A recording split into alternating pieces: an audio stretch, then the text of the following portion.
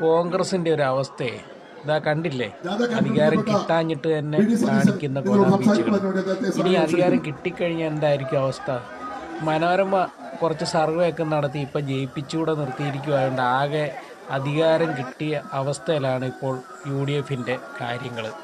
ഇതാ ഒരുത്തൻ്റെ പേര് പറയാത്തതിന് മുതിർന്ന നേതാവ് മുല്ലപ്പള്ളി രാമചന്ദ്രനെ പിടിച്ചിട്ട് വലിക്കുന്നു. മറ്റൊരുത്തൻ കൊണ്ടൊരു കിട്ടിയൊരു മാല എടുത്തൊരു ഏറ് അത് സദസ്സിലേക്ക് എറിയുകയാണ്. എറിയുന്നതെന്ന് പറഞ്ഞാൽ ഒരു വെപ്രാളത്തിൽ എറിഞ്ഞങ്ങ് പോവുകയാണ്. മറ്റേ അവിടെ എന്താണ് സംഭവിക്കുന്നത്, തൻ്റെ പേര് പറഞ്ഞോ, തൻ്റെ കാര്യങ്ങൾ പറഞ്ഞോ എന്നൊക്കെ അറിയാൻ വേണ്ടിയുള്ള ഓട്ടത്തിനിടയിൽ മാല എടുത്ത് ഒറ്റ എറിയാണ്.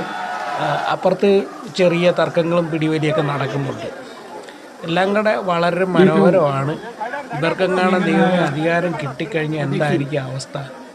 എന്തായാലും ജനങ്ങൾ ചിന്തിച്ച് ഇനിയും വരുന്ന വോട്ട് ചെയ്യുക. ഒക്കെ